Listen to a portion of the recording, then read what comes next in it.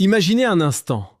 Un pays possède une quantité de soleil tellement importante que son potentiel solaire pourrait théoriquement représenter des dizaines de fois sa consommation énergétique actuelle. Ce pays, c'est l'Algérie. Et maintenant, imaginez que ce même pays soit situé à quelques centaines de kilomètres seulement de l'Europe. Un continent qui cherche une chose désespérément, de l'énergie propre, de l'énergie disponible et surtout de l'énergie proche. Vous commencez à comprendre le problème, parce que derrière les mots hydrogène vert, il pourrait se cacher quelque chose de beaucoup plus grand. Une nouvelle industrie, des milliards d'euros d'investissement, des milliers d'emplois. Et peut-être une transformation profonde de la place de l'Algérie dans l'économie énergétique mondiale. Mais attention, entre le potentiel annoncé et la réalité sur le terrain, il y a une énorme différence. Alors aujourd'hui, je vais vous montrer ce qui est réellement en train de se préparer, les projets, les chiffres, les avantages de l'Algérie, mais aussi les obstacles qui pourraient tout ralentir, et surtout, pourquoi l'Europe regarde de plus en plus vers le sud. Alors restez jusqu'à la fin, parce que le dernier avantage de l'Algérie est probablement celui auquel vous pensez le moins.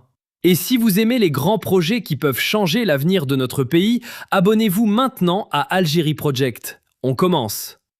Le trésor sous le soleil. Pendant des décennies, le Sahara algérien a été présenté comme une immense richesse naturelle. Mais pas seulement à cause du pétrole et du gaz. Il y a une autre ressource, une ressource qui tombe du ciel chaque jour, le soleil. Dans certaines régions du sud algérien, l'ensoleillement dépasse les 3000 heures par an. Des millions d'hectares, des espaces immenses et une énergie solaire qui reste encore largement sous-exploitée. Pendant longtemps, ce potentiel était surtout théorique. Pourquoi ? Parce que produire de l'hydrogène vert à grande échelle coûte cher. Il faut des installations solaires, des électrolyseurs, de l'eau, des infrastructures, des réseaux et surtout des investissements gigantesques. Mais quelque chose a changé. Le coût des technologies renouvelables a fortement diminué. Et pendant ce temps, l'Europe a commencé à chercher frénétiquement de nouvelles sources d'énergie. C'est là que l'Algérie entre dans l'équation. Pourquoi l'Europe regarde l'Algérie ? Imaginez une carte. À droite, l'Europe. À gauche, le Golfe. Et au milieu de cette équation énergétique, l'Afrique du Nord. L'Algérie possède quelque chose de très difficile à reproduire ailleurs. Une combinaison exceptionnelle de soleil, de territoire et de proximité avec l'Europe.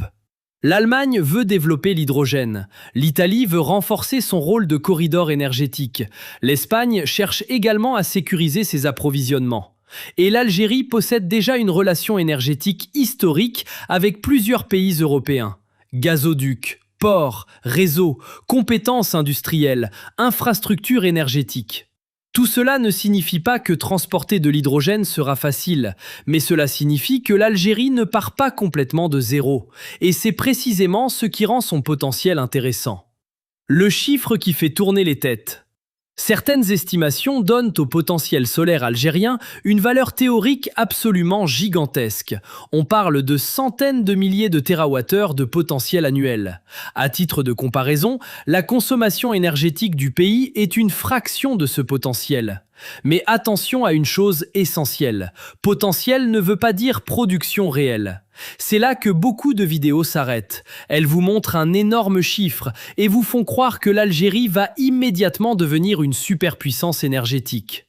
La réalité est beaucoup plus complexe.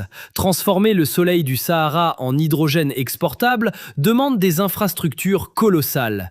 Et c'est justement pour cela que les projets pilotes sont aussi importants. Ils permettent de tester la technologie, les coûts, la production, le stockage, le transport et surtout la rentabilité. L'hydrogène vert, comment ça marche ?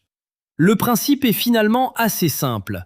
On utilise de l'électricité renouvelable, notamment solaire, pour séparer les molécules d'eau. On obtient alors de l'hydrogène. Si l'électricité utilisée vient de sources renouvelables, on parle d'hydrogène vert. Et cet hydrogène peut ensuite être utilisé dans plusieurs secteurs. Industrie, sidérurgie, chimie, transport lourd, stockage énergétique et potentiellement exportation.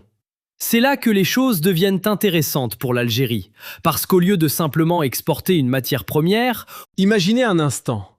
Un pays possède une quantité de soleil tellement importante que son potentiel solaire pourrait théoriquement représenter des dizaines de fois sa consommation énergétique actuelle. Ce pays, c'est l'Algérie. Et maintenant, imaginez que ce même pays soit situé à quelques centaines de kilomètres seulement de l'Europe.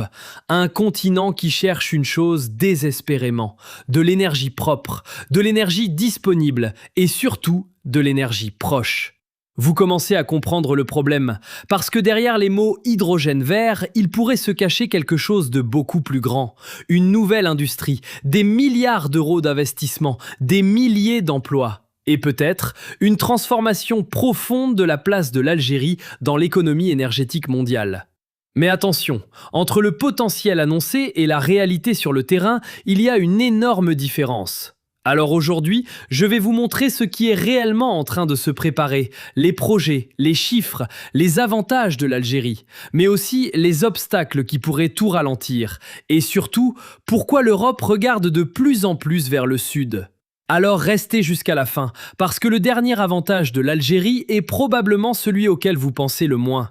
Et si vous aimez les grands projets qui peuvent changer l'avenir de notre pays, abonnez-vous maintenant à Algérie Project. On commence. Le trésor sous le soleil. Pendant des décennies, le Sahara algérien a été présenté comme une immense richesse naturelle. Mais pas seulement à cause du pétrole et du gaz. Il y a une autre ressource, une ressource qui tombe du ciel chaque jour. Le soleil. Dans certaines régions du sud algérien, l'ensoleillement dépasse les 3000 heures par an. Des millions d'hectares, des espaces immenses et une énergie solaire qui reste encore largement sous-exploitée. Pendant longtemps, ce potentiel était surtout théorique. Pourquoi ? Parce que produire de l'hydrogène vert à grande échelle coûte cher. Il faut des installations solaires, des électrolyseurs, de l'eau, des infrastructures, des réseaux et surtout des investissements gigantesques. Mais quelque chose a changé. Le coût des technologies renouvelables a fortement diminué et pendant ce temps, l'Europe a commencé à chercher frénétiquement de nouvelles sources d'énergie. C'est là que l'Algérie entre dans l'équation. Pourquoi l'Europe regarde l'Algérie ? Imaginez une carte. À droite, l'Europe. À gauche, le Golfe. Et au milieu de cette équation énergétique, l'Afrique du Nord. L'Algérie possède quelque chose de très difficile à reproduire ailleurs. Une combinaison exceptionnelle de soleil, de territoire et de proximité avec l'Europe. L'Allemagne veut développer l'hydrogène. L'Italie veut renforcer son rôle de corridor énergétique. L'Espagne cherche également à sécuriser ses approvisionnements. Et l'Algérie possède déjà une relation énergétique historique avec plusieurs pays européens. Gazoducs, ports, réseaux, compétences industrielles, infrastructures énergétiques. Tout cela ne signifie pas que transporter de l'hydrogène sera facile, mais cela signifie que l'Algérie ne part pas complètement de zéro, et c'est précisément ce qui rend son potentiel intéressant. Le chiffre qui fait tourner les têtes. Certaines estimations donnent au potentiel solaire algérien une valeur théorique absolument gigantesque. On parle de centaines de milliers de térawattheures de potentiel annuel. À titre de comparaison, la consommation énergétique du pays est une fraction de ce potentiel. Mais attention à une chose essentielle. Potentiel ne veut pas dire production réelle. C'est là que beaucoup de vidéos s'arrêtent. Elles vous montrent un énorme chiffre et vous font croire que l'Algérie va immédiatement devenir une superpuissance énergétique. La réalité est beaucoup plus complexe. Transformer le soleil du Sahara en hydrogène exportable demande des infrastructures colossales. Et c'est justement pour cela que les projets pilotes sont aussi importants. Ils permettent de tester la technologie, les coûts, la production, le stockage, le transport et surtout la rentabilité. L'hydrogène vert, comment ça marche ? Le principe est finalement assez simple. On utilise de l'électricité renouvelable, notamment solaire, pour séparer les molécules d'eau. On obtient alors de l'hydrogène. Si l'électricité utilisée vient de sources renouvelables, on parle d'hydrogène vert.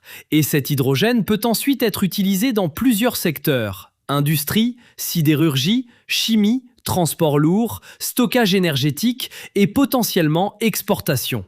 C'est là que les choses deviennent intéressantes pour l'Algérie, parce qu'au lieu de simplement exporter une matière première, et surtout, abonnez-vous à ma chaîne, parce qu'ici, on ne parle pas seulement de ce que l'Algérie possède aujourd'hui, on parle de ce qu'elle pourrait devenir demain. Le soleil du Sahara est déjà là. La question maintenant, c'est de savoir ce que nous allons en faire. Que Dieu protège l'Algérie, son peuple et son avenir.